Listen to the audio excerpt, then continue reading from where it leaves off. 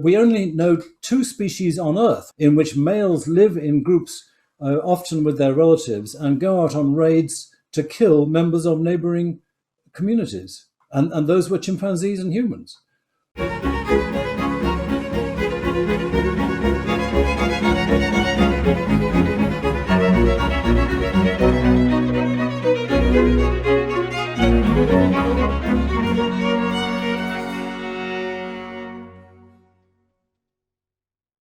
Hello, everyone.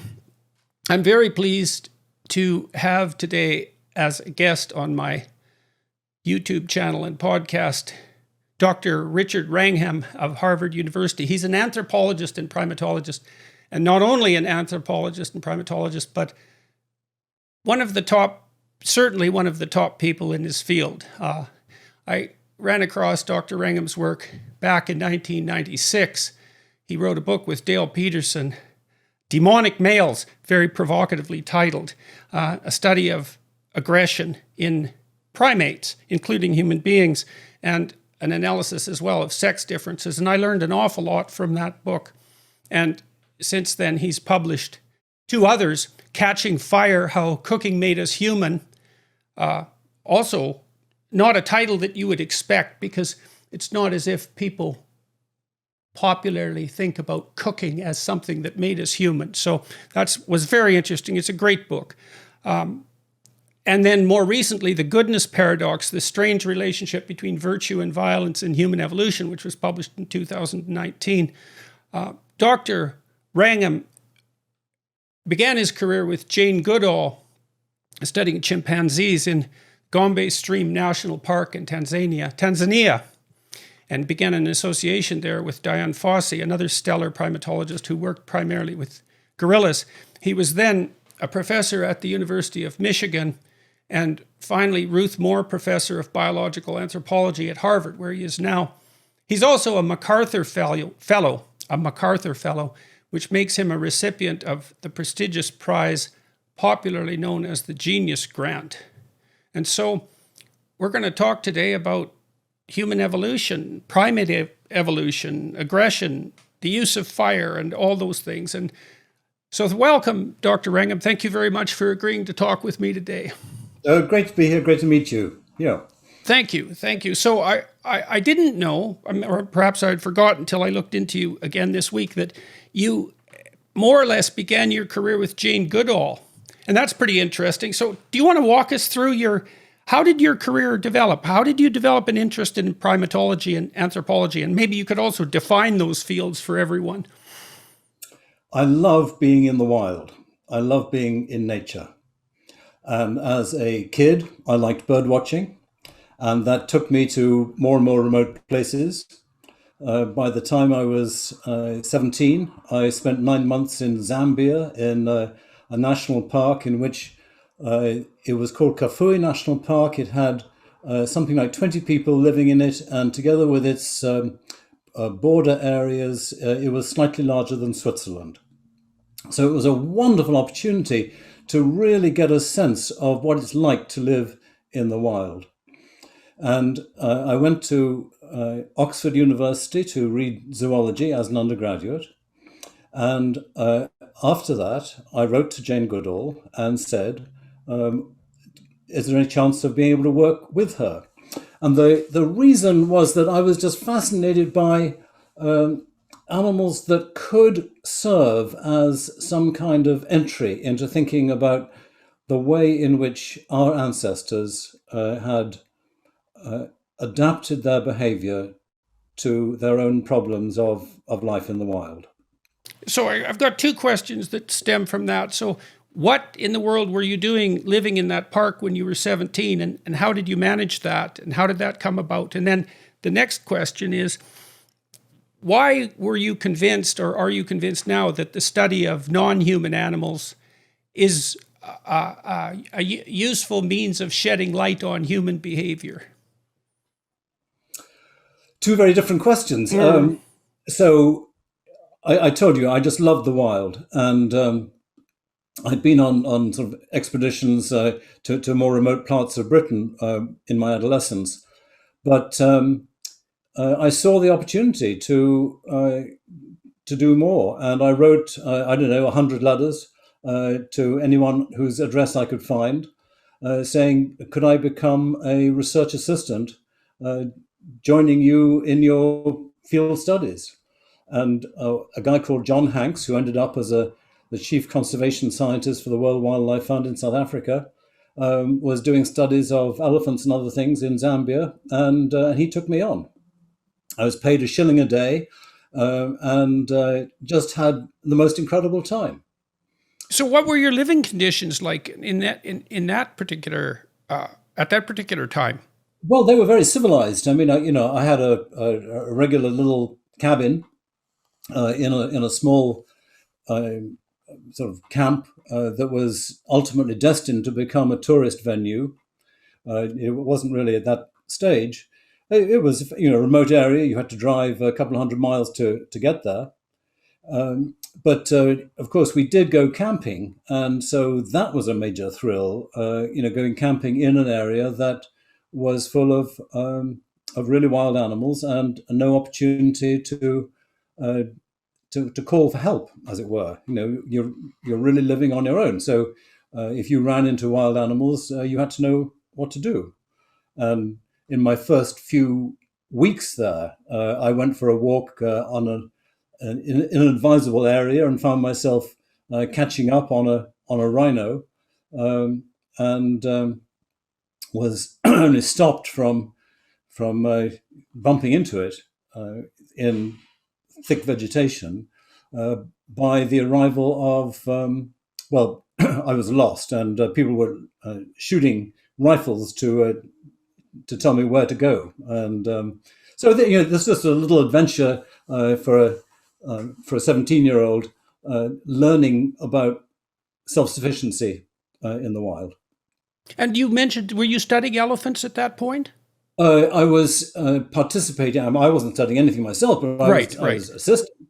And yes, so I mean, this was very dramatic stuff because we were trying out a new drug, which has since become a sort of standard drug for immobilizing mammals in the wild. Immobilon, it is now called. But at that time, the delivery systems were poor, and the doses were unknown. So we would walk up to elephants, and John would fire a crossbow dart into the elephant, and would then hope that the elephant would fall asleep so that we could take measurements, mark it, extract parasites, and so on. And the amusing thing in retrospect about this is that when an elephant falls asleep, it stands absolutely solid. It doesn't necessarily fall over. It's like a table. It's got 4 strong legs. And so then the question is it asleep? Seems like an important question.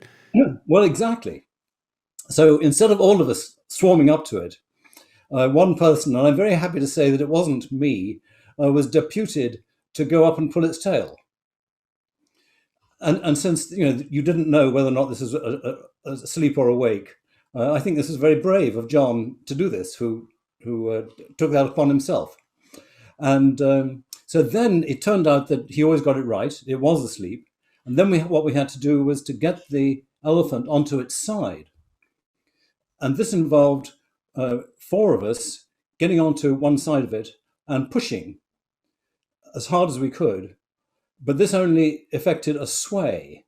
So the elephant would totter over, as it were, to the right side if we were pushing on the left, and then it would sway back towards us. So we had to run backwards and then catch it again as it swayed further forwards and so on. Yeah, I mean, you can see what a sort of thrill all this was for a young aspiring naturalist. It sounds like a study that would be very difficult to get through a research ethics committee.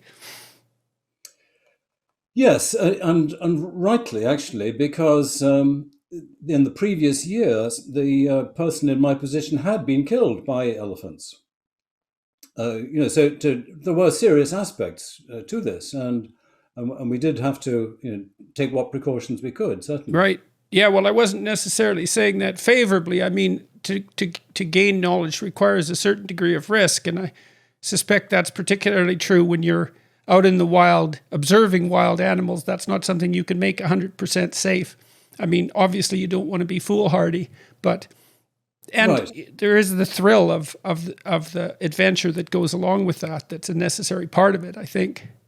Although, by the way, when a woman called Nancy Howell had her son killed in while she was doing field work in South Africa, or I think it might have been Botswana, she did an analysis of deaths among anthropologists doing field work and found that the major source of death was car accidents. Right, right, So, the roads are bad. right. Yes, well, and car accidents are a major killer everywhere. So maybe Right. that's a good rule of thumb for danger. If it's safer, if it's no more dangerous than driving a car, which is something almost everyone accepts, maybe that's safe enough. So, okay, so you got accustomed to this and you found that you liked it. You went back to Oxford and studied zoology. And then you wrote to Jane Goodall. I've got that Yes, timeline this was, correct? this was the late 1960s that I was studying zoology. And there were two writers whose work had sort of really impinged on the public imagination at that time in relationship to human evolution. There was Robert Ardrey, a playwright who wrote a book called African Genesis and another called Territorial Imperative, in which he produced some bold, sweeping ideas about how human competitiveness and conflict had arisen from our time when our ancestors were in Africa. And there was Desmond Morris, who wrote a book called The Naked Ape, in which he emphasized in particular the sexual side of human evolution. And what those books did for me was to say that there was a world out there waiting to be explored of really understanding in a way that had not been attempted before where humans come from in terms of our behavior. Simultaneously, this was a time when the discovery of the social structure of all sorts of large mammals was taking giant leaps forward. The main study that I was doing with John Hanks in 1967 in Zambia was a study of the behavioral ecology of an antelope called waterbuck. It's a very widespread antelope. Behavioral ecology means understanding the social behavior in relationship to all the environmental pressures. This was the first such study done on waterbuck. No particular surprise, because many of the first studies were being done at that time on any animals, on lions and gorillas and many different things. So there was a sense of impending discovery. And what happened even in the late 60s, but particularly in the early 70s, was the discovery of a lot of difference in the different species. Even quite closely related species might have not just differences in group size and flexibility, but differences in their social relationships in what at first seemed totally mysterious ways. One species would have a society in which females all lived in the same group as that they were born in, would never leave, and males would come in from outside around adolescence. Other species, the opposite would happen. Some species would have females that readily mated every different male in the group. Others would have a society in which females would only mate with one male. All sorts of fascinating differences were emerging, and hints were coming through about how you could explain these. So this was a very exciting moment, because when you combine it with the opportunity to think about humans, then we could get a long way beyond the kind of very naive political science interpretations of human behavior. We could really embed it in the environment in which humans had evolved. So that's a tricky issue, because one of the things your work highlights, and this has been the case with other primatologists, particularly more recently, is that because you just mentioned that species that are even very closely related can have radical differences in their fundamental behaviors. And you highlight the differences, for example, between bonobos and chimpanzees, which are very closely related. And so then you ask yourself, well, if bonobos and chimpanzees can be so biologically similar, structurally similar, let's say, but so behaviorally different, how is it that you decide what's reasonably generalized to the human case? And why should you believe that anything could be given, right? Because there's similarities and differences between all of the apes. And so how do you prioritize the similarities versus the differences? And how do you decide when you can draw conclusions that are more universal rather than local to that particular species? Yeah, I mean, this is the kind of stuff that we grapple with all the time, of course. And I think it's quite a long story working out what we can say about humans in relationship to, call it the other apes or the great apes. So we have a very strange position as humans. It used to be thought, when I started, for instance, in the 1970s, it was fascinating to go and study chimpanzees, but they were just one species of great ape among the other main three, gorillas, bonobos, and orangutans, that all seemed sort of roughly equally important for understanding human evolution. There was the apes and there was humans. An enormous shock happened in 1984. In 1984, two ornithologists at Yale, Cacone and Powell, published a paper in which they used techniques that they'd been applying to the study of the evolution of birds to the apes and humans. And this technique was to assess the degree of similarity of DNA. So they'd worked out this DNA annealing system, and they applied it to apes and humans. And they claimed that chimpanzees and bonobos were the most closely related species. And then chimpanzees, bonobos, and humans were more closely related to each other than any of them were to gorillas. So that kind of put us in the chimp category. Now, let me ask you just there, I want to ask you a question about that DNA technique. Now, if I remember correctly, the way that was done to begin with was to take DNA from separate species and to heat it so that it split apart, and then to have the DNA from the different species joined together, and then to assess how tightly bonded the DNA was to the between species. And the hypothesis was the more tightly bonded it was, so the harder it was to pull apart once it regrouped, the more closely related the species was. That was the first way of doing DNA similarity analysis. That's been superseded, but was that the 1984 work? Very good. Yes, absolutely. The technique was a little crude. Unzip things and zip them together and see how tough they are to pull apart. And that crudeness meant that people could challenge the results. And it took maybe a decade for people to become, the profession as a whole, to become really convinced at these extraordinary results. And the reason they seemed so extraordinary was because if you take the difference between a chimpanzee and a gorilla, they look as if they're very closely related. They look so closely related because if you just imagine allowing a chimpanzee to just keep on growing, it basically turns into a gorilla. And many of the differences between gorillas and chimps can be understood just in terms of body size, gorillas being bigger than chimps. So when the argument is made that, or actually, it's not an argument, I mean, just absolutely clear right now, that chimpanzees and humans are more closely related to each other than either is to a gorilla, what that means is that the common ancestor of chimps and humans is very likely in the mold of the chimpanzee gorilla. Either they're the same, very similar kind of animal, which if it was very large would be like a gorilla. If it was very small, it would be like a chimpanzee. Either that, or there's been a fantastic degree of evolutionary convergence between some mysterious ancestor which had become more gorilla-like and become more chimp-like.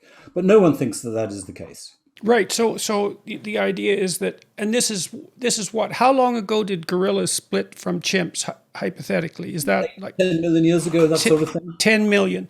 So the common ancestor of chimps and gorillas, and the chimps in this discussion include us, roughly speaking. So that's 10 million years, and then 7 million years ago we split from chimps, and the bonobos and the chimps split 2 million, something like that. 1 or 2 million years ago, yes, right. So maybe more like 1 nowadays. They were still getting a increasingly confident assessment of that. But anyway, much more recently, long after we had left the chimpanzee bonobo line. Right, and we might just also throw out the finding, I suppose, the hypothesis that Homo sapiens, that's us, that we're about 300,000 years old in our current configuration, something like that. Yes, and in between, we got the genus Homo, so the genus to which we belong, and that emerged about 2 million years ago. So you've got the common ancestor with chimps 6 or 7 million years ago, and then between then and 2 million years ago, we had these animals that are rather like chimpanzees standing upright, Australopithecines. And they gave rise to our genus, Homo, about 2 million years ago. And ever since then, our ancestors have basically looked like us. Basically in the sense that you could take the earliest Homo, true Homo erectus, and they could walk into a clothing store on Main Street and pick clothes off the peg. And they'd fit reasonably well. They'd be, they'd need the big size, heavily muscled, but nevertheless. Right, we can estimate the difference. We can estimate when these different species split from one another by looking at the degree of genetic difference and inferring the split from such things as divergent mutations, because we know that mutations occur at a fairly standard rate. Is that? And then there's obviously fossil dating, but what other techniques are used to estimate the divergent states? Yeah, the more recent times, I would say we've got the fossils. So we have a very good fossil record back to more than 2 million years ago, and we can be very confident that our ancestors were indeed Homo erectus, which, as I say, was the first thing that was fully bipedal in the human style, going back to 2 million years ago. And then we got a pretty good record, but obviously the older you go, the more broken it is, but of the Australopithecines. And by the time we get to 3-4 million years ago, it's getting increasingly broken. But nevertheless, there's half a dozen different species and more that have been recognized in the African habitats. And then by the time you're asking the question about when it was that you have chimpanzees and humans as a common ancestor, with a common ancestor, there you do have to rely on genetic data, as you say, the rate at which mutations accumulate, because we do not have any good fossil evidence for that animal. And the reason for that is partly just it's getting old, and also probably because it would have lived in a forest. Forests don't preserve bones well. They tend to be too acid, and the bones just decay very quickly. But I bet eventually someone will find a pretty good, something close to the chimpanzee human common ancestor. So 10 million years. Okay, so let's go back to the biography. Now, you came out of Africa, you studied zoology, you wrote to Jane Goodall, and you told her about your experiences in Africa, so she knew that you could probably handle it. Why? And by that time, you had an undergraduate degree? I did, that's right. So you started working with her in Tanzania? Tanzania. Yes. In 1970, yeah. In 1970. And so what was that like? And what was it like to work for her? And what were you doing during that period of time? For my first year, I was a research assistant to her. I was just learning the job. And I would say that within about 20 minutes of seeing my first chimpanzee in the wild, I recognized that there was a mind in that animal that was different from that of a waterbuck. This was not just an antelope. And it's difficult to say exactly what's going on, but there's something about the use of eyes and something about the way that they're evidently concocting strategies that very rapidly tells you that you're dealing with an animal that is like other animals, but also is cognitively, quite sophisticated. And of course, that makes it incredibly interesting. Now, this was 1970. This is long before I had any kind of concept that we were looking at a good model of the human ancestor. So this was just, another ape. But here's what was so amazing. I happened to arrive there at a time when some very fundamental discoveries were being made. Jane Goodall had already discovered that chimpanzees had very strong relationships among males, very, very brotherly, very fraternal relationships, somewhat recalling the kind of thing that you can see in, I don't know, fraternities in contemporary humans. She discovered that amazingly, they would go hunting and would kill antelope, pigs, baboons, other monkeys, and eat them. She discovered that they would share the They meat. valued meat. They valued meat. They valued meat to eat, but they would also share it a little bit. And by the time you're racking up these male bondings, the meat eating, the meat sharing, this is looking extraordinarily human-like. No other animal does these things. And did they share for sexual favors, the chimps? Did she discover that the males would give meat to the females? I can't remember if I'm remembering that correctly. Well, you may indeed remember what you read. Some colleagues and I have published a paper saying we don't believe that for a minute. That it does not look to us as though any of the evidence that has been brought forward in favor of the idea that male chimpanzees will give meat to females in order to get them to mate, none of that evidence is good. Right, that's pretty sophisticated behavior, and it would imply some knowledge of trading with future gain in mind. It would seem to me. I don't think the problem of sophistication is difficult. I think chimpanzees could easily handle that based on other kinds of interactions they have.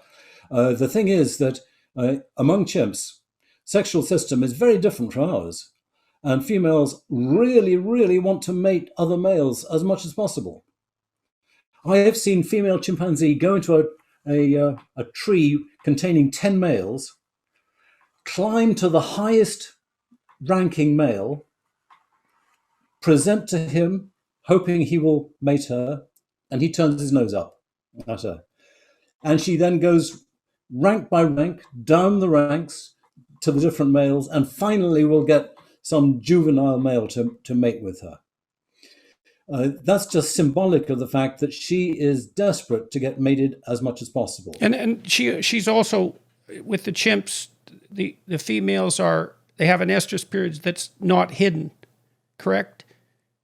It's very visually striking. That's right.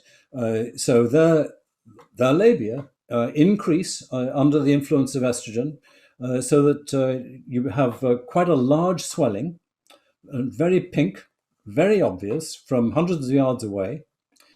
So males know when she has the swelling, but there is a little bit of subtlety to this. So in the first, she has the swelling for maybe 10 days at a time, once a month during a period that she's trying to get pregnant. And during the first week of the swelling, the males are not particularly interested in her. They appear to know, as it were, that she is unlikely actually to have ovulated at that time. they get much more interested towards the end of the period of swelling, and that's when the big males come in, the high-ranking males, and exert their dominance to be able to compete for the female. But she is interested in mating throughout this period, and she can mate sometimes 50 times a day. And the reason is very clear. The reason is that any male who has not mated her is dangerous to her subsequent infant. Because a male who has failed to mate, the logic is that he cannot be the father. And if he's not, then the infant is worthy of being killed. Because And how does he track that? that's not known. It's almost certainly memory, but we don't know for sure. There are animals in which it happens with mechanisms other than memory. So, do you know the story about how it happens in mice? No. Well, there's a wonderful study of mice in which they assess the infanticidal tendency of males by seeing how desperate they are to get at infants. And what they were able to show is that the tendency to be infanticidal happens 21 days, which is the length of gestation of a mouse, after a mating. And the way they're able to show that it's an account of the number of days is they manipulated the length of the day-night cycle. So that if you had day-night cycles 8 hours long and 8 hours of day and 8 hours of night, then they would come in and try and commit infanticide after 21 of those. If you extended them to 16 hours or longer of a day and 16 hours of night, then they would commit infanticide. They would try to commit infanticide 21 of those cycles later. So some animals can have just an internal clockwork, regardless of the actual time. So if they hadn't mated 21 days earlier, they would assume that those infants aren't theirs. That's right. That's right. So you get the inhibition. I hope I said that right. It's the inhibition of infanticide after 21 dark light cycles. Now, it's That's very remarkable. that such a sort of mechanical system applies to chimpanzees. It's much more likely that they actually have a memory of when and how often and under what circumstances they mated a particular female. So we don't know that exactly, but at any rate, it certainly fits with all that we know from other primates that where there is some direct experimental evidence about this, that females risk the lives of their infants if they do not mate with all of the males in the group on a regular basis.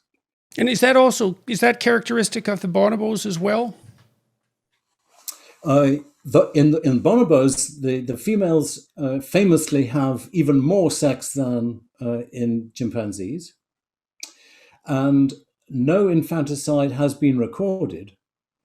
And so all one can say is that if there is an infanticide threat, the females have overcome it by successfully persuading every male every time that he is a potential father.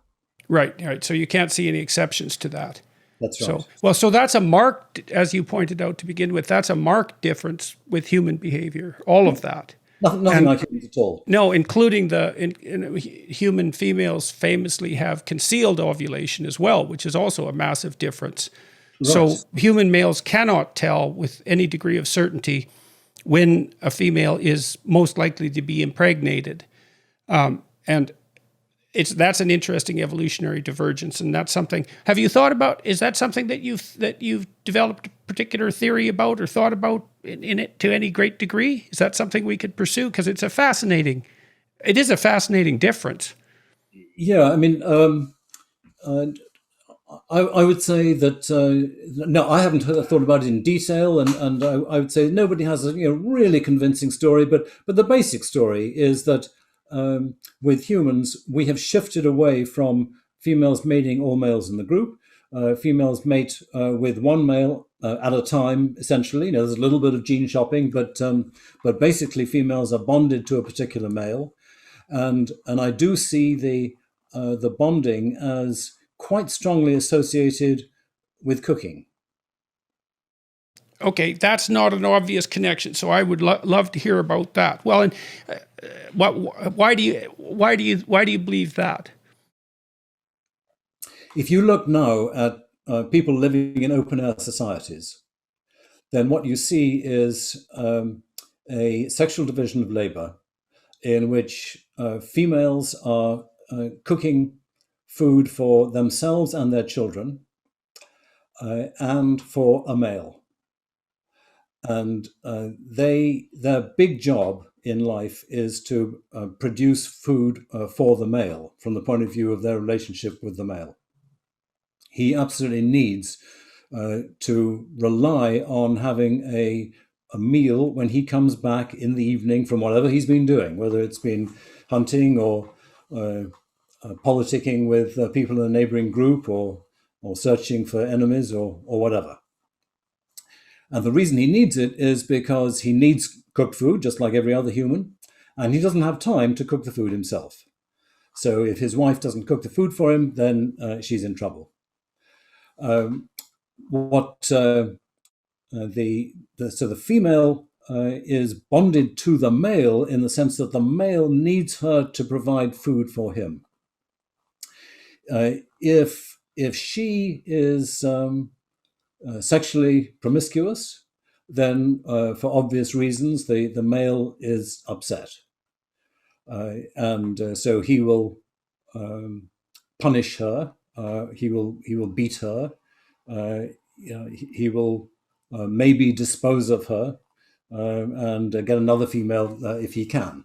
And she needs him to do the things that he's out doing, having been fed, like providing high quality protein, for example. And that's the standard story is that she needs him to produce meat and other good foods. I think there's something else, though, that is critical once you get to cooking.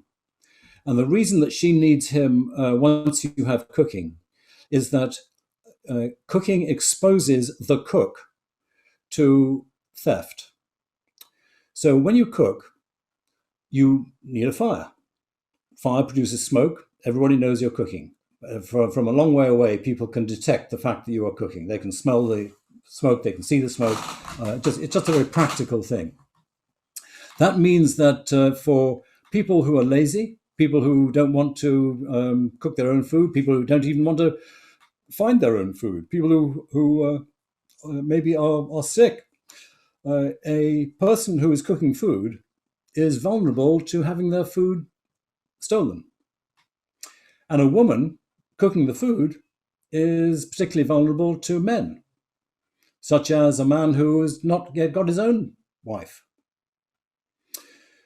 So bachelors are a problem for a woman, and so might be the elder children of other females. So might be another woman. You have all sorts of sources of risk. And this is where a woman's bond to a man is really important once cooking emerges, because he can be relied on as somebody who can protect her, not necessarily from actually being there at the time that a bachelor appears and tries to pinch some of the food on her fire, but because she can go to the husband and say, that lousy rat has taken some of my food. And we're getting ahead of ourselves in terms of thinking about the nature of human society, because the thing I have to bring in at this stage is that in all human societies, you have a collection of men who form an alliance among themselves, so that the husband of the cook is not just a man who can stand up for his wife and threaten any bachelor who approaches her with theft in mind. He's more than that, because he can go to the rest of the men and say, guys, we've got a trouble. We got some guy who is not respecting the norms in this society. And that's a much more potent threat than one guy standing up for a one-on-one fight. Because all of a sudden you've got the whole society now led by those men, ready to enforce some quite severe punishment. Yeah, you're starting to explore that idea, and we'll go back to that pretty deeply in your last book on what you described as the self-domestication of human beings, that enforcement of moral norms and the control of hyper-aggressive behavior, but also behavior that's breaking rules. Yes, so we'll come to that. But to come back to the question about you asked about, do male chimpanzees share food, share meat with estrus females, right? Females who are available to mate. One of the reasons, other than just the shortage of direct observations, that you don't expect this is because a male does not need to produce meat to persuade a female to mate with him. In humans, that is necessary, or under the appropriate circumstances. But in not in chimps, chimps. that's not the way it works. Mm-hmm. In fact, it's more likely that a female would have to pay a male to mate her. Mm-hmm. Mm-hmm. I mean, not that really needs to happen, but anyway, this is an example to me of a behavior that was written up quite early in the study of chimpanzees in the 1970s on, I think, a too optimistic assumption that something that you saw that was reminiscent of human behavior might easily be interpreted as being equivalent. So, occasionally a male might allow an estrus female to take some meat, and everyone leaps on it and says, "Hey, look, just like humans." As it turns out, females who are not estrus are more likely to get meat than a female who is estrus. As it turns out, when you have females with estrus, with sexual swellings, then there is less hunting going on than when those females are absent. There's all sorts of evidence now that this is not a confident relationship at all. So I think it's an object lesson in the care you need for thinking about similarities between humans and primates and chimpanzees. Right. Well, and one of the ways you kind of check yourself against such things as a scientist is that before you generate any theory, of spectacular originality, you might want to ensure that multiple lines of evidence suggest it, and that those lines of evidence have been drawn from divergent and non-overlapping sources. A true Darwinian. Yeah, that's right. Yeah, exactly. It checks you against your own projections. Yeah, that's right. And that kind of caution applied particularly to one of the additional features that was emerging as I was joining the chimpanzee study in the 1970s, which actually really happened while I was there, and that is the discovery of something even more shocking than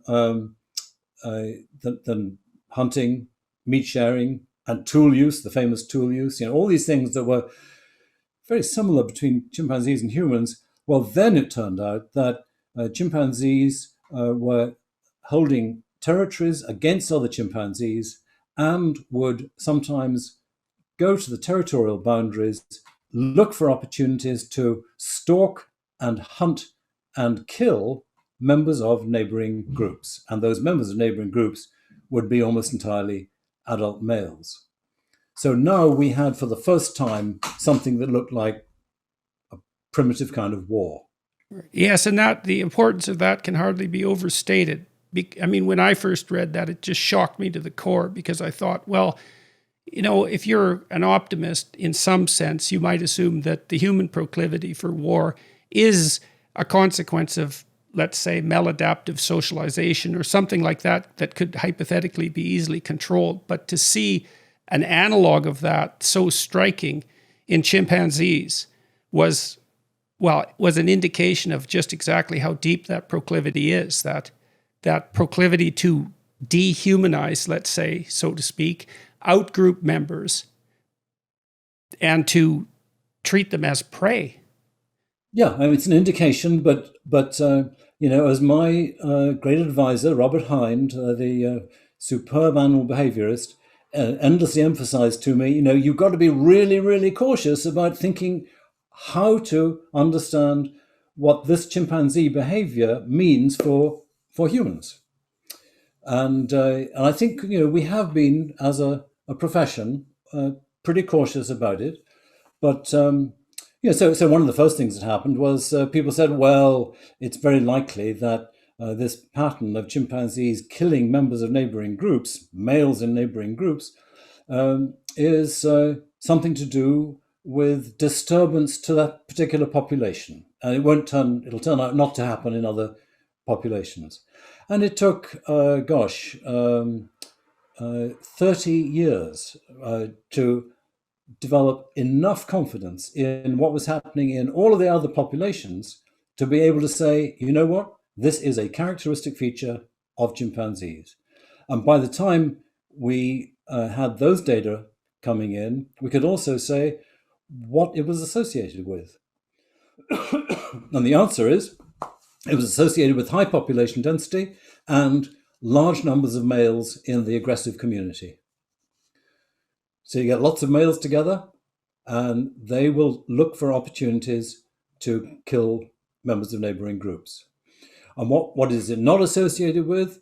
It's not associated with measures of human disturbance, whether or not the forest had been subject to a bit of logging, or how many people live nearby, that sort of thing. The chimpanzees don't care about that sort of stuff.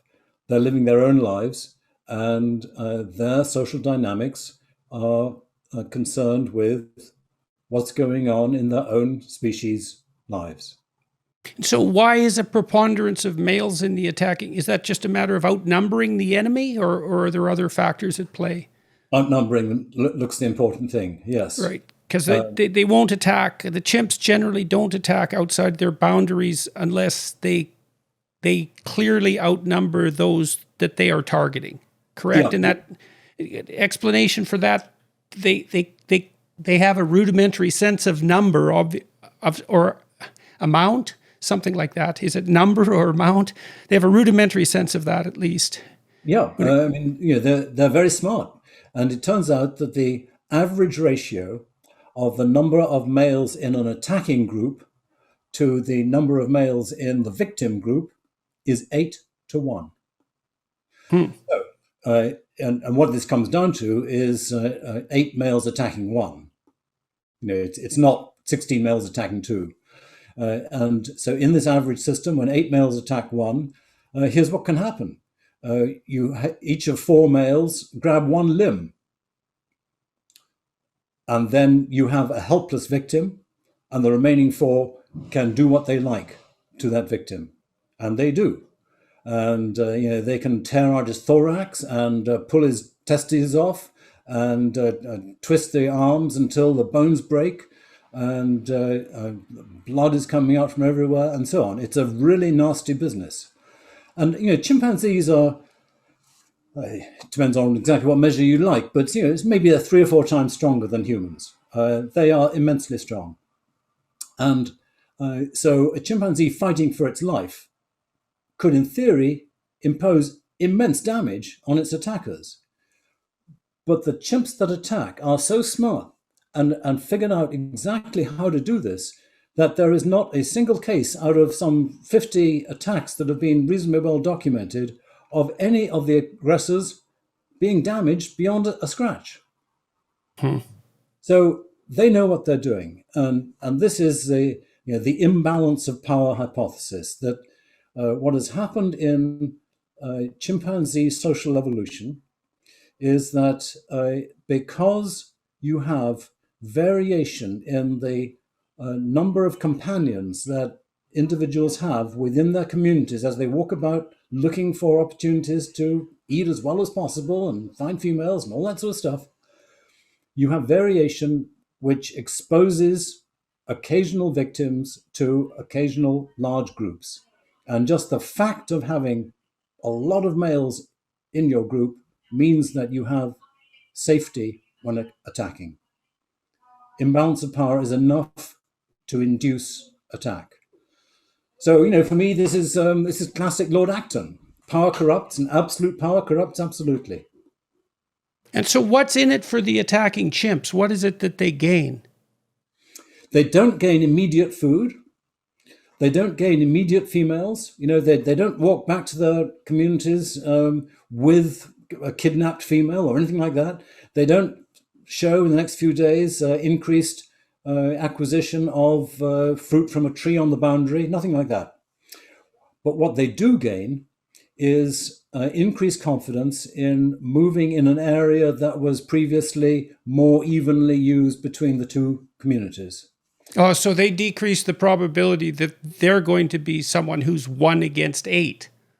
It's partly the safety problem like that, but also it just gets them access to more resources in that area in general. So during the months and years to come, they're able to spend more time in such and such a valley where they have killed.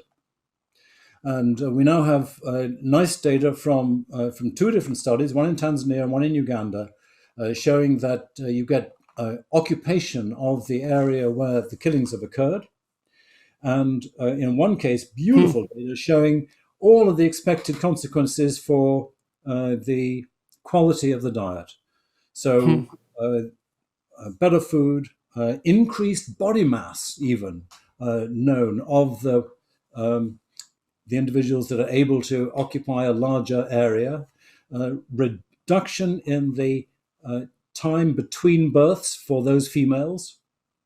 So the females are feeding better, the males are feeding better, and even increased survival of the offspring in that community as a whole.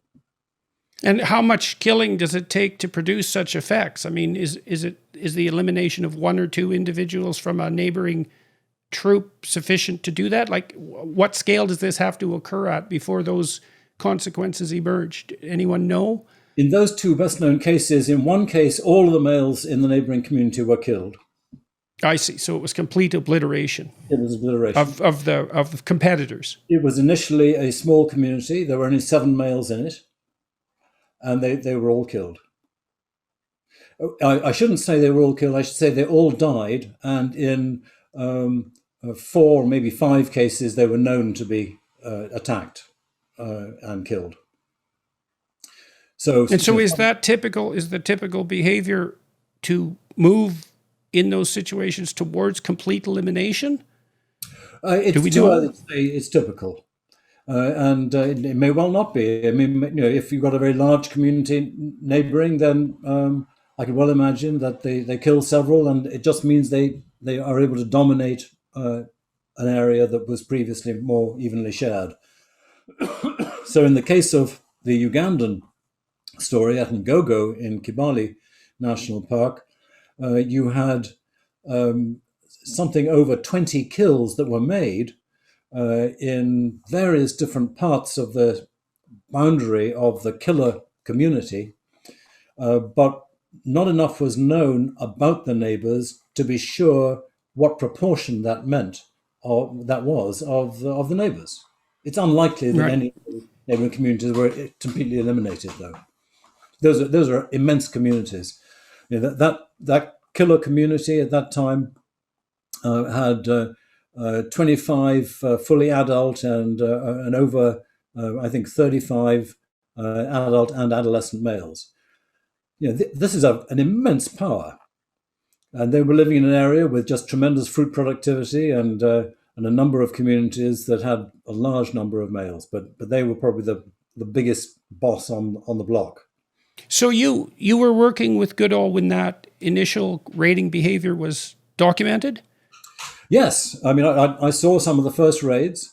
It's no wonder you wrote your first book then, were inspired to do the work to write your first book, which was Demonic Males. I mean, that must have really, that's quite a bombshell, that discovery. And like Goodall was, if I remember correctly and informed him correctly, Goodall was quite hesitant about sharing those results for some period of time, I believe.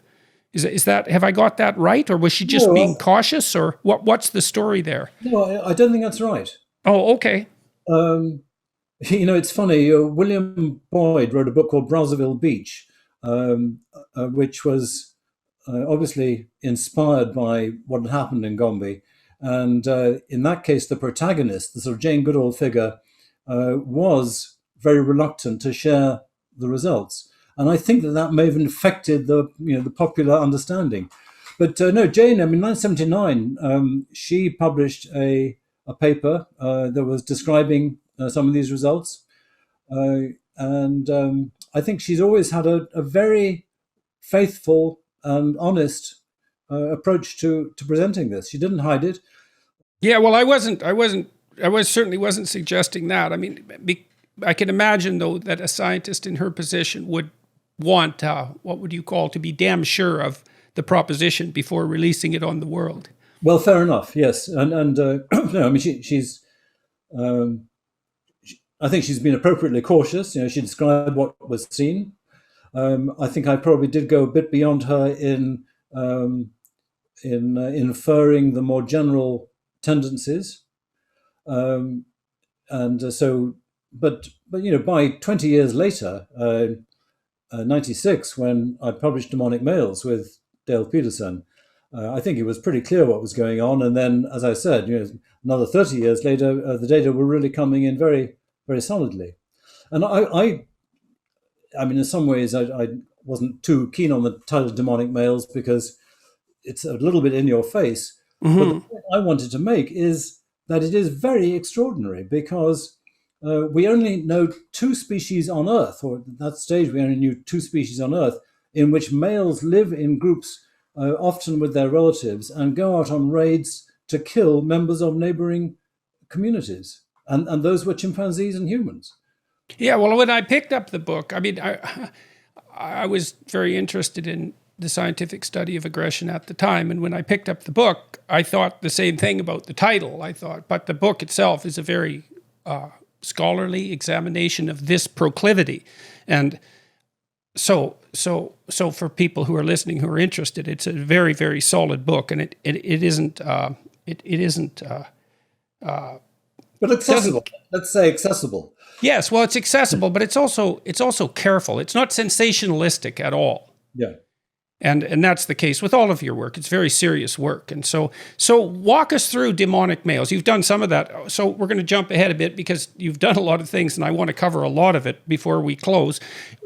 Anything else you want to say about the first your work with Jane Goodall and that setting you up for the long-term study of chimpanzees? Sure. Well, I mean, I actually studied feeding behavior when I was working with chimpanzees, and I think it's a great thing to study because it emphasizes, the most important aspect of an ordinary animal's life. The daily search for food. People when they come to film chimpanzees, they often are expecting to see tool use or dramatic sexual behavior or something exotic in their first day or two. And they say, well, this is so boring. They're spending 6 hours a day just sitting in trees eating. Yeah, well, I think it was in the book Catching Fire, maybe. Is it in that book? Do you document? Is it in that book that gorillas, that the documentation of gorillas spending up to 8 hours a day doing nothing but chewing leaves? That's right. They have to do that because their diet is not particularly rich, and so they don't have time for much else. And with chimps as well, like it takes a lot of calories to keep a chimp going, and so and that's also perhaps offers some insight into why it took human culture so long to explode in the way it does. It's very difficult to get beyond hand-to-mouth living. Yeah, I just think it's a really helpful sort of embedding of the reality of animals' lives. And it's not something necessarily comes across when you read about their social behavior, but they are spending most of their time strategizing about how to get as much food as possible. And I found that immensely helpful. But on the other hand, it took me a long time before the penny dropped. I actually tried to live like a chimpanzee a little bit, in the sense of eating what chimpanzees ate. I ate everything chimpanzees ate, and I discovered very rapidly that I got extremely hungry if I did that. The penny finally dropped in the 90s when I realized that there is a huge difference between chimpanzee and human diets, and that is that humans cook our food, and that developed a whole new story. So, but I mentioned the importance of seeing chimpanzees feeding and spending time thinking about their attitude to using their environment to maximize the amount of food they can get, because it's a big problem for humans too. And this is nature in the raw. How on earth do you get enough to satisfy those endless pangs of hunger? I think you've got to think of all these animals as being hungry all the time. And it's difficult for us to get into that mentality because we are never hungry. We can satisfy our food needs all the time. Right. Well, So we underestimate how relevant that is by a massive degree. I mean, your book, Catching Fire, was striking to me, I suppose, in almost the same way that my encounter with the data showing that chimpanzees went on raids. I mean, you made the claim, for example, that you think human beings have been using fire for about 2 million years, which is an awful long time. Well, in some sense, it's longer than many suppositions. And you also make a very strong case that our proclivity to use fire and cook has radically altered, well, our whole morphology, our whole physiology, our intestinal system, our digestive system, and that's provided us with the additional calories necessary to expend some resources on brain power, more resources on brain power. Have I got that right? I hope I'm not doing your book an injustice. And the other, absolutely, no, that's all right. And the other big thing that it did is to hugely increase the amount of time we can spend on things other than chewing. Right, exactly. To free us up to do nothing long enough to think about something other than like immediate food acquisition. Cooking softens food, and it softens it so much that we can spend just a fraction of time chewing compared to any of our ape relatives. So if we were eating our food raw, we would be spending probably more than 6 hours a day chewing our food. And as it is, we spend less than an hour a day chewing our food. So that saves us 5 hours a day. And gosh, that is important. It has different importance for females and for males in terms of how females and males actually spend their time now. And the irony is that females do a lot of food preparation. I mean, this is worldwide. The only exceptions to it are in modern urban society. But worldwide, much of the saving of chewing time is translated into females into gathering food, preparing it, and cooking it. For males, there's much more freedom given by that saving of time to go off and do high-risk, high-gain activities like hunting, but also politicking, visiting people in the neighboring camp, chasing women in the neighboring camp, and so on. And the contribution to cultural production, artistic production, like aesthetic production, bead making, all of that, that's all. That. Exactly. That's right. I mean, all of a sudden you have a totally different attitude to time from other people. Right, you have some of it. Exactly. Right. And so 2 million years ago, so what were our ancestors like 2 million years ago when they discovered fire, and how I'm thinking, how has that come about? Well, one of the things that's really interesting about fire, as far as I'm concerned, is that it's archetypally interesting. I spend time at my parents' cottage, and I used to bring my little kids up there, and human adults will sit in a circle and look at two things. They'll look at infants and little kids, like intently, watch them nonstop, as if they're eternally interesting. They don't habituate to that. But we also don't seem to habituate to fire. And I'm wondering if, 2 million years ago, there was a mutation that occurred that made some ancestor absolutely unable to stay away from fire because he was no longer able to habituate to it. So it was endlessly fascinating. So I don't know what you think about that idea, but no, there were probably various kinds of adaptations, psychological and physiological adaptations to being near fire, to being drawn to fire, and so on. But I think they would follow the discovery of being able to control it, and just how useful it was. And exactly how that happened, I don't know. I mean, my personal fantasy goes along these lines, that you've got Australopithecine, so that's like a chimpanzee standing upright. It's just got a big jaw and eating raw foods, big teeth. It's about the size of a chimpanzee, and it's clear that there was increasing evidence in the fossil record of meat eating, and how that comes about, who knows? But if they're eating more meat, then meat is not that easy to eat if it's raw, but it's a lot easier to eat if you pound it. If you just do a steak tartare on it. And so my fantasy is that they were eating more meat. They were using rocks to pound the meat sometimes. Sometimes they would use wood. But when they used rocks, sparks would come out, and sparks would sometimes start little fires. And so they'd repeatedly be exposed to fires in relationship to their activity.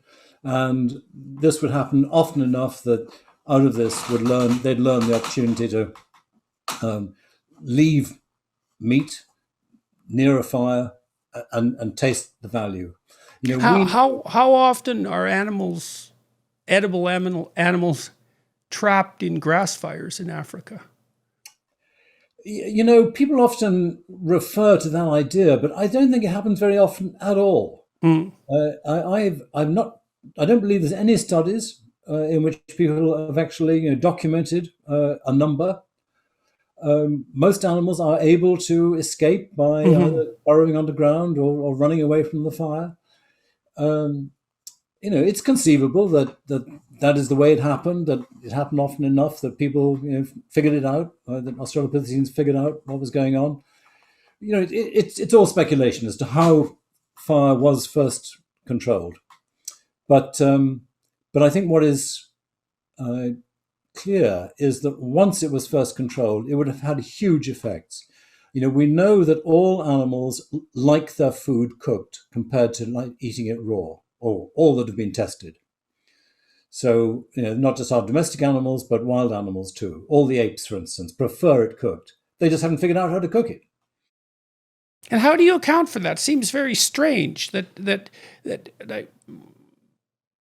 how is it that could possibly be the case? Like, why do animals prefer cooked food?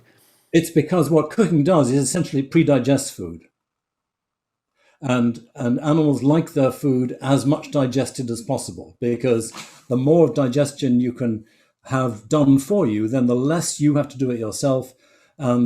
There's a major cost. Right. Well, I can see that it makes sense. I just can't see how they would have possibly developed the taste for it, or the odor preference, or any of that. I mean, you don't come?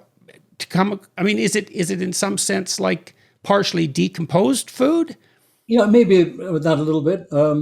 So, softness. I mean, in general, animals like their food soft because harder food is tougher, and you've got to do more chewing. And so there's a texture issue. There's a texture issue, and probably the taste. As you say, is a little bit of decomposition. So if proteins have been partly denatured, then you have more exposure to the amino acids that have a bit of sweetness to them, have a bit of umami flavor, and all of those are indicators to even to an ape that the food is relatively going to be relatively easy to digest. Right, it's bioavailable and ready for use. Yep. Right.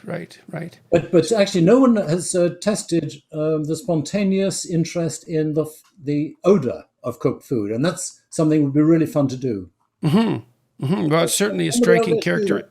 Right. Well, it's certainly a striking characteristic of human response to, especially caramelized meat, which has a particularly distinctive and delicious odor. Yeah. Right.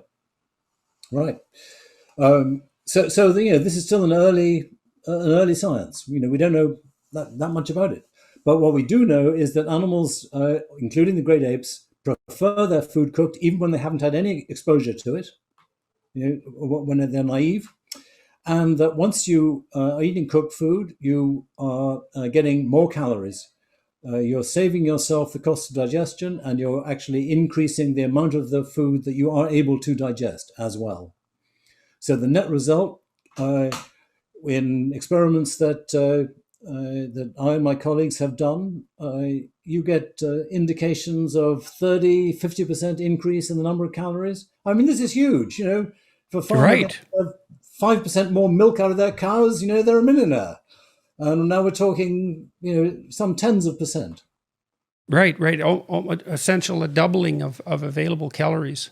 Yeah, And you also pointed out not only the caloric improvement, but the radical decrease in the amount of time it takes to do the processing, like the chewing.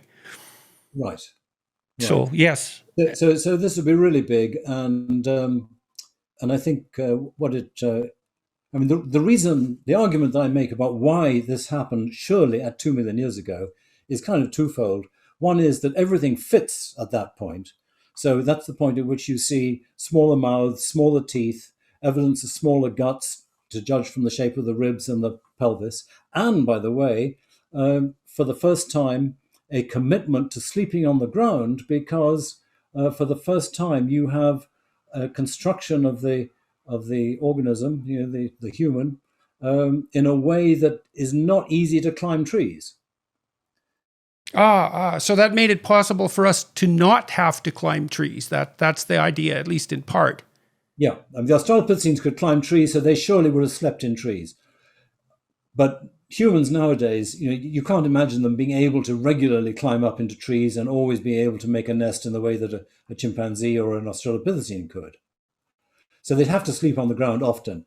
Well, you have to be nuts to sleep on the ground if you don't have fire to protect you.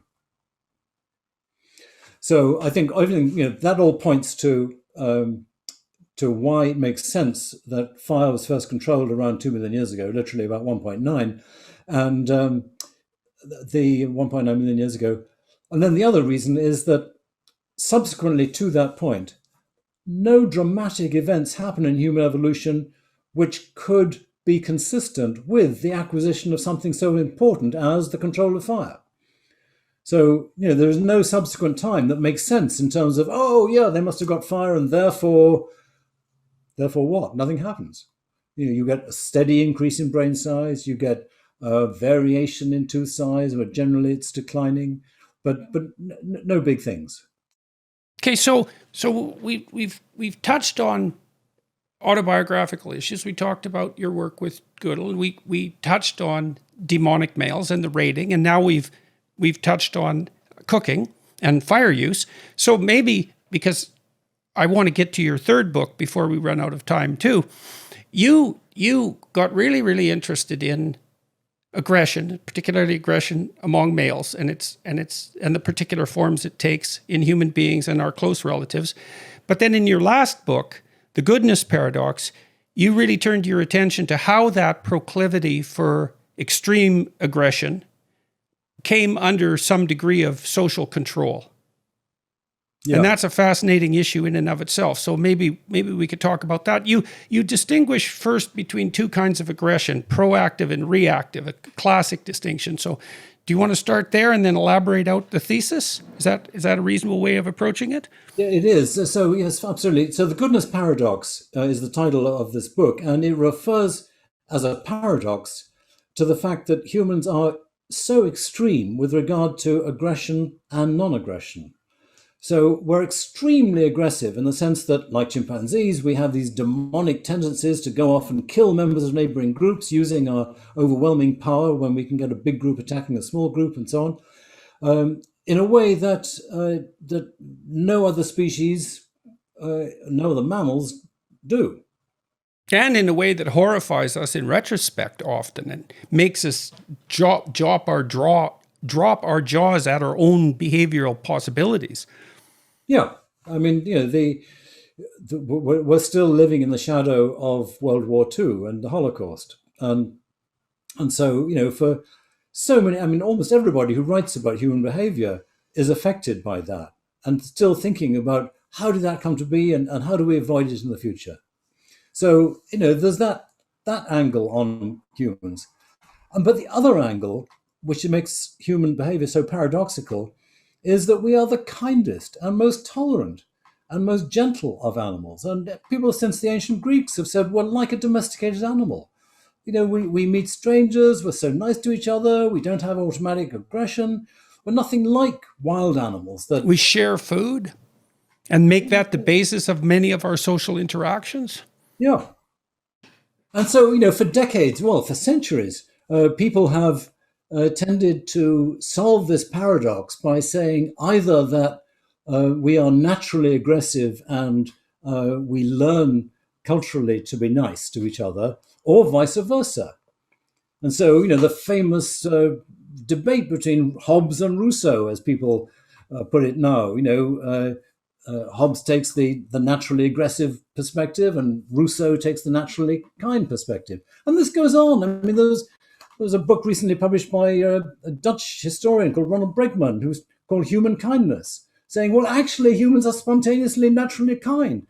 So, it's absurd in retrospect to think that people are trying to arbitrate between these two views, that one is correct or the other is correct, because they're both right. I think it's very, very clear that humans have got tendencies for appalling violence, which will be elicited under the appropriate circumstances, regardless of what ethnicity or culture or religion you come from. And equally, it is very clear that people grow up to be spontaneously, thoroughly moral and kind and tolerant with each other. We have these two tendencies. And you mentioned this division between two types of aggression, proactive and reactive. It's a division that as you, as a psychologist, said, it's a familiar distinction. That's fine. But I will take credit for bringing it into biological anthropology, because people thinking about the evolution of human behavior, for some reason, did not apply it. Well, the short story is this. The way to think about human aggression and non-aggression is that we are relatively elevated for the propensity for proactive aggression, because all of the war and the Holocaust, stuff you're talking about, that's all proactive. Right, that's planned, that's multi-party, that's organized, it's social, it's one group against another. Yeah, and it follows exactly the chimpanzee principle of imbalance of power. You only do it if you can get away with it and feel very comfortable that you're not going to get hurt in the process. So, the killers of the Jews and the gypsies and the homosexuals in the Holocaust very, very rarely got any pushback. They were butchers. And that's the nature of proactive aggression. So humans are elevated for that in the sense that we have a very high propensity to do it if the circumstances are right, which is right. And part of that circumstance is that we're defining the entities upon which that aggression is afflicted as outside what constitutes human, because within the human definition, all the standard rules of morality apply. And that's sort of equivalent, correct me if you think I'm making an error here, that's sort of equivalent to the chimp distinction between the chimps that are in their own group and the chimps that are from another group altogether. You're right. And by the way, in a shocking addition to that, if you take the ethnographies of people living in small-scale societies, including hunters and gatherers and small-scale farmers, you find the same thing. Mm-hmm. You find that within the ethno-linguistic society, in other words, the people who speak the same language, we are humans, and the other people are not humans. Right, right, and that's a very common.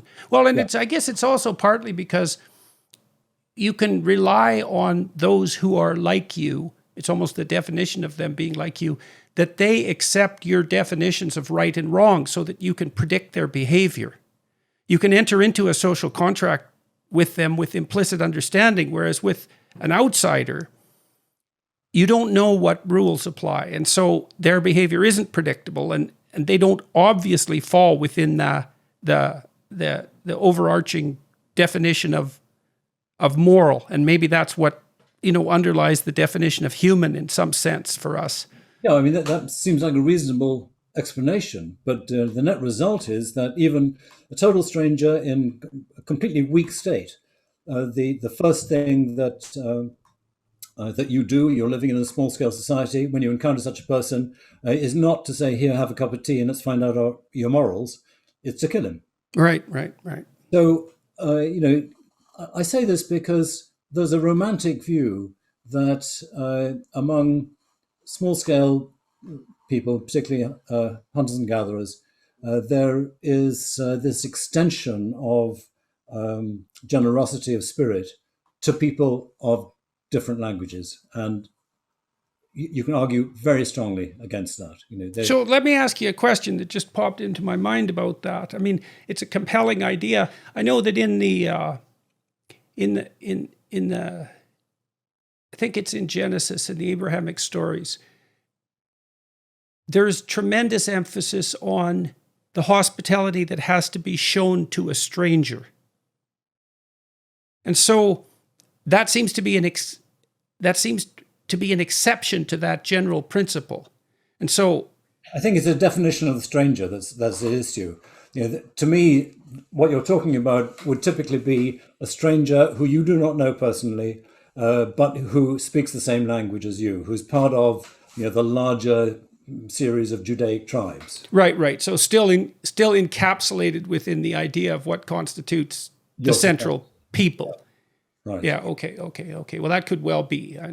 I mean, and obviously that's going to be the case from a historical perspective, because the idea of everyone who's morphologically similar being human, that idea obviously must have moved out from tribe to slightly larger group to larger group still, and so forth, as our groups got bigger and bigger. And and maybe we got some more. We are all one world. Right. Well, at least we do that to some degree. Automatic enemy is horrendous. Right. So you really have to think yourself back into a very different past to understand this. So that's all proactive aggression. Proactive aggression, the use of power to damage anyone outside your group. And then the reactive aggression that you describe is also characteristic of many other animals who engage in male-to-male conflict. So that's not unique to human beings, and that involves emotional reactivity. It's impulsive. It's immediate. It's defensive. That's right. It's all those things. So it's what we ordinarily think of as aggression, because so many people think of proactive aggression as something that is sort of just cultural and just human taught and that sort of thing. And even though there's very important cultural elements to it, it's part of our biology. But reactive aggression is what people, if you look up aggression in a textbook on animal behavior, it's almost all about reactive aggression, often exclusively about it. So reactive aggression is testosterone fueled.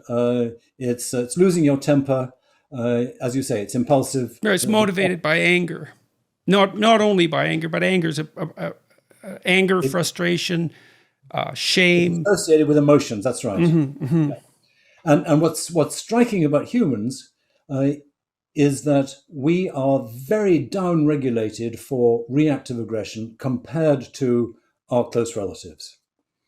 So, and the way that you can see this manifest is that the rate at which you get actual physical aggression happening in a small-scale society in humans compared to in a group of wild chimpanzees is 2 to 3 orders of magnitude difference. That is to say, hundreds to thousands of times less frequent in humans than in chimpanzees, or in bonobos too.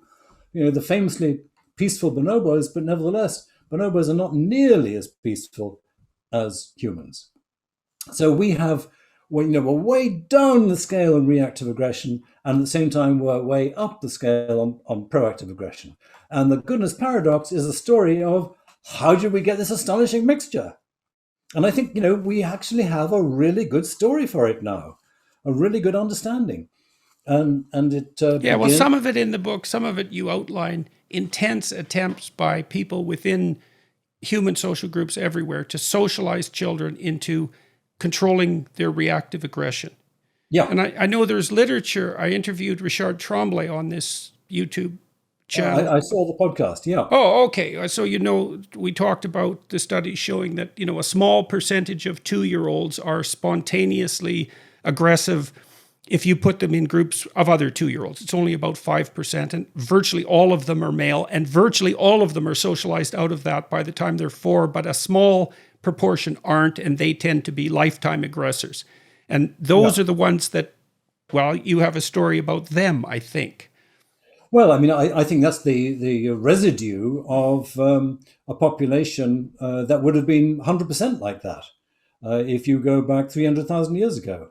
You know, all our babies would have been highly aggressive and would have retained that aggressiveness throughout life. And the reason we can say that is there are sort of two main points. First of all, our anatomy, uh, compared to our earlier ancestors, looks like the anatomy of a domesticated animal compared to a wild animal. And when I'm saying our earlier ancestors, I'm thinking very specifically of what happened around 300,000 years ago. So this is when we get the first glimmerings of our species moving into sapienization. Sapienization, the process of becoming Homo sapiens. People now say it started about 300,000 years ago, that thanks to fossil discoveries in Morocco. And that's when you first start getting smaller teeth and smaller mouths, indicative of a trend that will get increasingly strong. By the time you have Homo sapiens as a recognizable species, you have several of the characteristics that archaeologists use to mark a domesticated animal compared to its wild ancestors.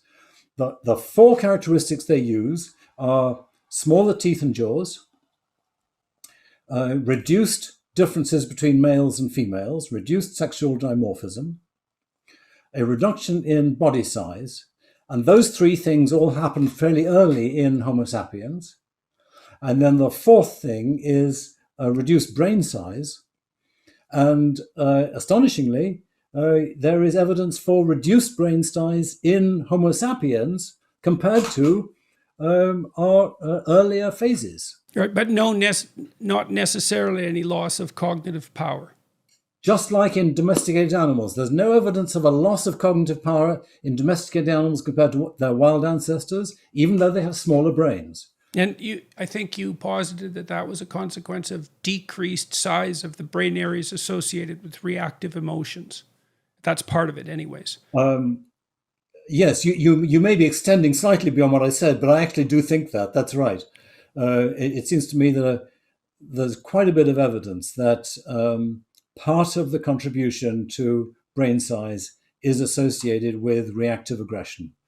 And so, bonobos are less reactively aggressive than chimpanzees. They have smaller brains than chimpanzees. Females are less reactively aggressive than males. Females in a whole bunch of species have smaller brains. Domesticated animals all have smaller brains than their wild ancestors.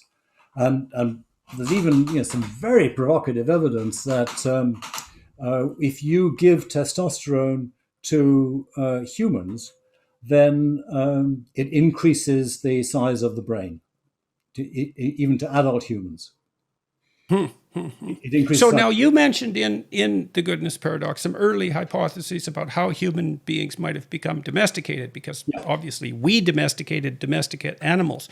And there were wild hypotheses like some sort of super race that had domesticated us all and then disappeared. And these were very early speculations. But you have a hypothesis about how this might have come about that doesn't involve such what would you call extreme speculation?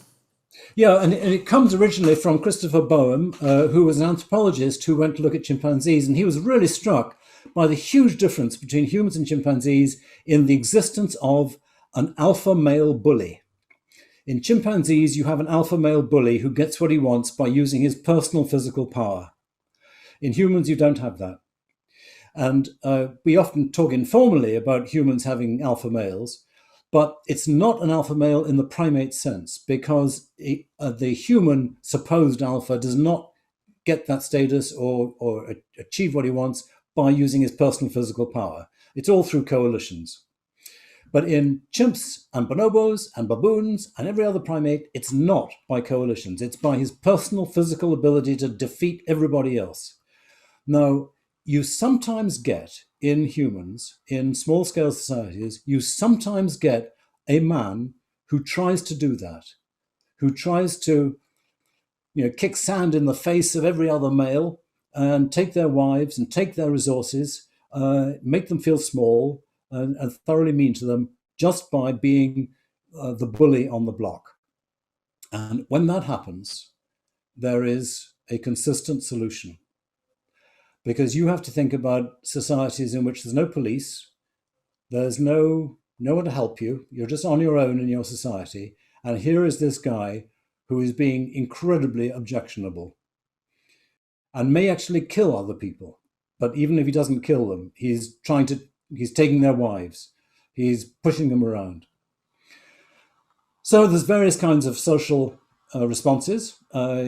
People can try pleading with him to behave better. They can laugh in his face. They can ostracize him. They can ignore him. They can try and move away and exile him just by going away. But none of those mechanisms will work in the face of a really determined despot. So in the end, he gets killed.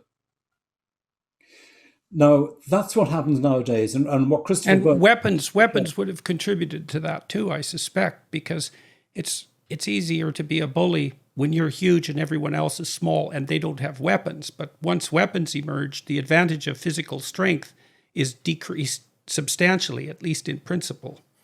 Is that?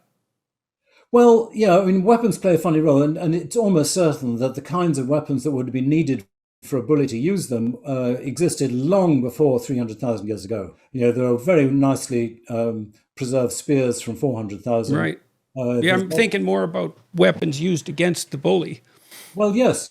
But animals without weapons can kill others quite safely. Even nowadays, you have descriptions of humans killing without weapons. So how much weapons really mattered is unclear. You can kind of argue it both ways. Okay. But either way,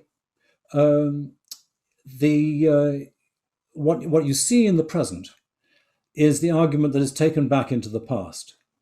And I like this argument a lot because I think it is a really tidy explanation for the fact that beginning around 300,000 years ago, we had this reduction in reactive aggression. And there is no other explanation other than a communal effort at executing that can account for the removal of this would-be despot, this bully who uses his physical strength. That's why no other primate has escaped having an alpha male bully. Only humans have converted an alpha male bully into an alliance of males among whom there is a sort of formal level of equality. And if anybody in that alliance tries to throw their weight around, they know what will happen. They will get taken out as the bully originally did. Right. So you posit in the goodness paradox that there's been enough of that in human societies over the last very long period of time to have markedly decreased the propensity for reactive aggression to such a degree that it's also transformed our morphology and our psychology. Absolutely. At the biological level, right? Right. And it probably accelerated over time the loss of reactive aggression, the move towards this domestication-like species that we are now. People sometimes want to suggest that other forces like female choice would have come in, females choosing to mate with the kinder, gentler, more domesticated male. The problem with that is that as long as you had a bully who was capable of exerting his physical force, it wouldn't matter if a female was exerting female choice. She would come along and say, I don't want to mate with you. And he would say, too bad, and punch her chosen male in the face and take her off and mate with her and rape her. And, it's a brutal vision, but this seems to me to conform to what we know about primates and to be the only explanation for how humans escaped what other primates have in terms of alpha males. And there is an obvious reason for what it was that enabled humans to make that escape, and that is language. Because what language enabled the beta males, the coalition of the subordinated males, to do is to make a plan. And now all of a sudden, they could convert their individual tendencies for proactive aggression, which are not enough, into an alliance. And of course, it's very difficult. It's not just simple language, because they've got to be able to work out how to approach someone and suggest this idea, to float the possibility of killing the offender without themselves being exposed to the possibility of being shocked to the offender and themselves being killed. So it's a complicated business. And I say that to emphasize that other species of humans, like Neanderthals, probably had pretty good language themselves. But I think the ancestors of sapiens must have been the ones whose linguistic ability, for whatever reason, got to the point of being so sophisticated that they could dare develop the sort of plan that would enable them consistently to get rid of the supreme bullies. There was a movie, I unfortunately don't remember its name, but it was released in the 1980s, and maybe one of the viewers of this can supply us with the name. It documented the lives of villagers, a very isolated and archaic Japanese village. And there was a group of villagers, a family of villagers in there that consistently broke the rules and pilfered food. And all of the villagers conspired together as a consequence of that, and in the night crept into their house and killed all of them. It's exactly the scenario you describe. It's an unbelievably striking movie. I saw it in a repertory theater. I'd really like to know. I'd really like to know the name of it. At the end of it, two men carry their aged parents off to a mountain to abandon them, which is the typical way of dealing with elders in this particular village. And one woman goes voluntarily, and the other fights and struggles, and it's a horrific scene. So that's another part of the movie. But I would like to find it, given this conversation, because it's exact representation of the process that you described. It's the only thing I've ever seen like that. Yeah, I mean, I haven't heard of that movie, but I can cite you a number of cases nowadays, even in Texas, where similar sorts of things happen, where you get isolated communities where the police are inadequate and people just take it on themselves. But the case you mentioned is not quite like the one I was mentioning, because it involves people being punished for pilfering food. But it's not. That's right. It's breaking the moral code. Exactly. So be a variant of that. Yes. And I think it's very significant what you just said, because I think that once you have the ability to safely execute using the absolute power of an alliance against a victim, you also have the ability to control society through social norms. So do you think, is what you're claiming the transformation of proactive aggression into use within the group to control reactive aggression within the group? So is what happens that the conspiratorial parties define the bully as a consequence of his behavior as non-human, and are then able to use their intrinsic proclivity for proactive aggression to target him? Yeah.